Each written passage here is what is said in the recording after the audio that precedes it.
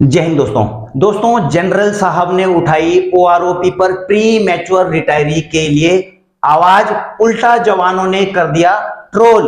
रक्षा मंत्री जी ने भी जवानों और पूर्व सैनिकों के लिए की अपील। जी हां दोस्तों, आज के सेशन में इन सब खबरों पर चर्चा करेंगे, लेकिन उससे पहले आपके लिए एक खुशखबरी और कुछ आपके एक दो कमेंट्स हैं, उनके जवाब देना मैं जरूरी समझता हूं। सबसे पहले दोस्तों खुशखबरी पर बात करते हैं कि अब डाकिया को घर बुलाकर बनवाएं जीवन प्रमाण पत्र। डाक विभाग की नई सर्विस 1 दिसंबर से होगी शुरू। जी हां दोस्तों, 1 दिसंबर से जो है लाइफ सर्टिफिकेट देना पेंशनर्स के लिए और भी आसान हो गया है। डाक विभाग ने दोस्तों यह सर्विस शुरू की है 1 दिसंबर से कि वो घर में जाकर के आपका लाइफ सर्टिफिकेट ले सकते हैं। अब घर बैठे जीवन प्रमाण पत्र हासिल करने के लिए मात्र 70 रुपए डाक विभाग शुल्क लेगा। वैसे तो डाकघरों में यह सेवा मुफ्त सुलभ हो रही है, घर बुलाने की स्थिति में 70 रुपए चार्ज किए जाएंगे।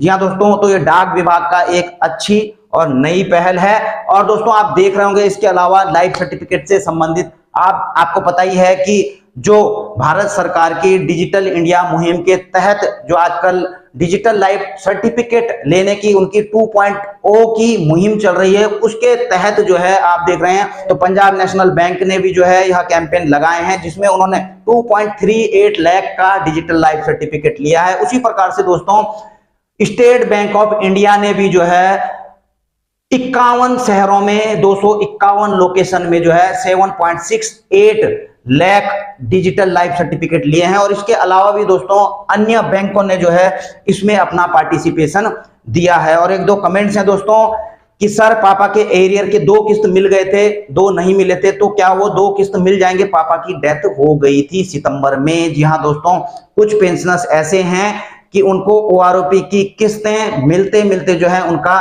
स्वर्गवास हो चुका है। तो इनका पूछना है कि अब वो जो 2 किस्तें बची हुई हैं वो मिल पाएंगी, किसको मिलेंगी? आपको बता देना चाहता हूं दोस्तों, मिलेंगी वो किसको मिलेंगी? अब इनके पास जो फैमिली पेंशनर्स होंगे। और किस्तों वाली बात जो मैं करूं दोस्तों, तो वहां मिलती है लाइफ टाइम एरियर में जो नॉमिनी रहता है।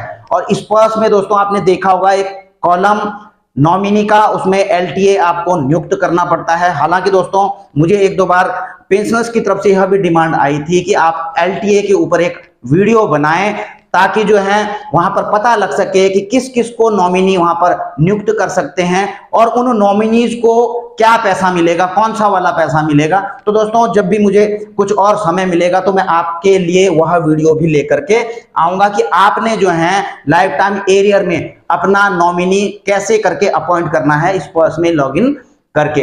अगला दोस्तों मैं धन्यवाद देना चाहूंगा। और धन्यवाद किसको देना चाहूंगा दोस्तों, आपको पता ही है कि मेरी कुछ वीडियोज में जो है लाइट की प्रॉब्लम आ रही थी, ब्राइटनेस की प्रॉब्लम आ रही थी, अप डाउन जो है लाइट जाती थी, तो लाइट की वजह से दिक्कतें आ रही थी। लेकिन दोस्तों मैं आप लोगों का धन्यवाद देना चाहता हूं। आप लोगों ने कई बार जो है मुझको इसके ऊपर टुकाई भी किया, लेकिन दोस्तों हल जो है मुझे जो बताया है, आप देख रहे हैं मुझे कमेंट के माध्यम से कार गाई यूपी 22 ने जो है इसका हल बताया है कि आपने क्या सेटिंग अपने कैमरे में करनी है कि आपकी लाइट ब्राइटनेस जो है अप डाउन ना हो। तो इनका धन्यवाद। और इसके अलावा दोस्तों आप देखते होंगे सैनिक समाचार भारत, उनके ओनर हैं सोहन जी, उनसे भी जब मेरी बातचीत चल रही थी किसी मुद्दे पर, तो उन्होंने भी जो है मुझे सलाह दी कि आपके जो है जब वीडियो बनाते हैं तो कुछ वीडियोज में आपके लाइट की दिक्कत आ रही है, ब्राइटनेस अप डाउन की दिक्कत आ रही थी। तो इन्होंने भी जो है मुझे इसका सॉल्यूशन बताया था कि आपको इस प्रकार से सेटिंग करनी है। और दोस्तों वाकई में जो है मैं खुद भी इस चीज से परेशान था, लेकिन इनका धन्यवाद कि इन्होंने मुझे इसका सॉल्यूशन बताया। और मैं उम्मीद करता हूं भविष्य में दोस्तों आपको मेरी वीडियो के साथ में इस प्रकार की दिक्कत नहीं आएगी। तो सोहन जी का भी धन्यवाद। और आप दोस्तों जरूर देखते होंगे सैनिक समाचार भारत, और बड़ा ही विश्वसनीय चैनल है, आप इस चैनल को भी जरूर देखिए जो डिफेंस पेशनर्स हैं।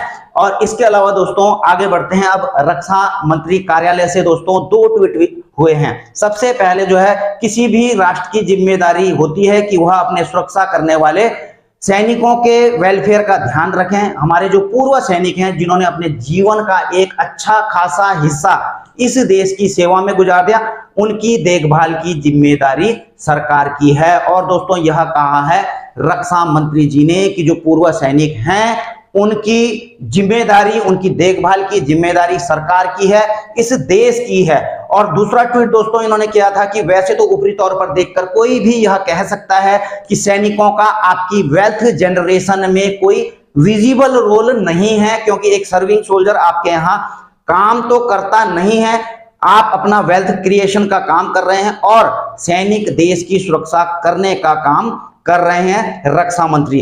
तो दोस्तों इन्होंने यहां पर यह भी कहा है कि एक सैनिक भले ही आपके बिजनेस में या फिर आपकी कंपनी में जाकर के फिजिकली काम करके कोई वेल्थ जनरेट तो नहीं करता है, लेकिन वो बॉर्डर पर खड़े होकर के देश की सुरक्षा करता है और उसके बाद ही हमारे देश के अंदर की जो कंपनीज हैं या जो वेल्थ जनरेट कर रही हैं उसी के बाद ये सुरक्षित हैं और उसके बाद ही ये सारी वेल्थ जनरेट करती हैं। तो कहीं ना कहीं पर जो है अप्रत्यक्ष रूप में जो है देश के वेल्थ जनरेशन में सैनिकों का बड़ा रोल है।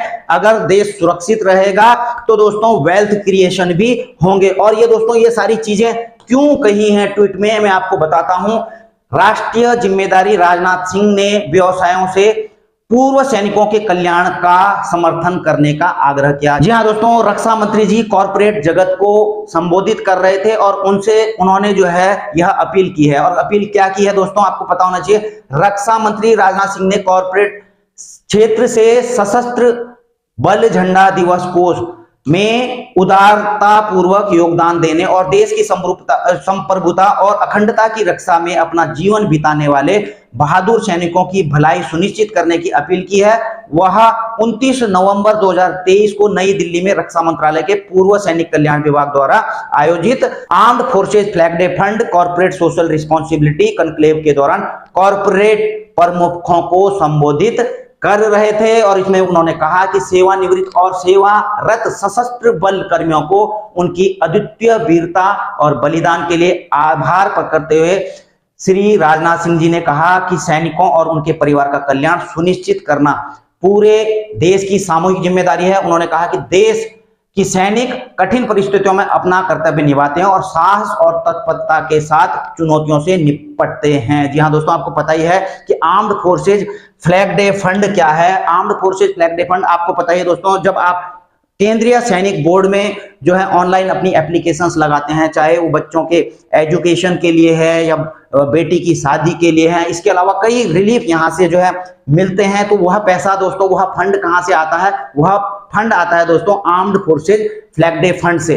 तो रक्षा मंत्री जी ने कॉर्पोरेट जगत से जो है अपील की है कि इस फंड में जो है अपना योगदान दें, अपना जो है स्वैच्छिक योगदान दें, ताकि पूर्व सैनिक और उनके परिवार के कल्याण हेतु जो भी योजनाएं सरकार के द्वारा चलाई जा रही हो और भी अच्छी तरीके से चलाई जा सकें। अब बात करते हैं दोस्तों जनरल साहब की। जी हाँ दोस्तों, मेजर जनरल सतबीर सिंह साहब ने जो है आजकल दोबारा से जो है ट्विटर पर एक्टिव हो गए हैं। बीच में काफी दिनों तक जो है ये शांत थे, लेकिन अब जो है ये दोबारा से पूर्व सैनिकों के लिए आवाजें यहाँ पर उठाते दिखाई दे रहे हैं। आप देख रहे हैं पहला ट्वीट इन्होंने जो है प्री मैच्योर रिटायरी के लिए किया है कि defence person granted OROP 1 benefit. इन्होंने कहा है कि जो प्री मैच्योर रिटायरमेंट आए हैं OROP 1 में उनको बेनिफिट दिया गया है 1 जुलाई 2014 से, लेकिन जो है OROP 2 में जो 1 जुलाई 2019 को लागू हुई है उसमें जो है किसी भी प्री मैच्योर रिटायरी को जो कि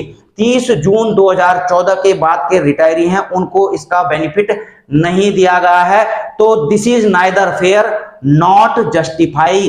तो यहां ना फेयर है ना जस्टिफाई करता है। और दूसरा ट्विस्ट इसी के रिगार्डिंग उन्होंने कहा है कि by denying OROP benefit to PMRs after 7 November 2015 government of India letter number so and so is also not fair. तो उस लेटर का भी उन्होंने हवाला दिया है कि वह जो लेटर है जिसमें OROP को लागू किया गया था, जो नोटिफिकेशन था, वह जो है सही नहीं है। Such a policy will be discriminatory for post 7 November 2015 retiree. This will violate article 14 of the constitution and also violate OROP concept. तो इनका कहना है कि यह जो है आर्टिकल 14 का उल्लंघन है, जो संविधान का आर्टिकल 14 उसका उल्लंघन है और यह OROP के कॉन्सेप्ट को भी वायलेट करता है। तीसरे ट्वीट में लगातार इन्होंने लिखा कि government of India requested to reconsider grant OROP 2 to all premature retiree since defense person retire after qualifying pensionable service. इनका कहना है कि जिन्होंने भी पेंशनेबल सर्विस की है, चाहे वो प्री मैच्योर रिटायरी हैं, उनको भी ओआरओपी का बेनिफिट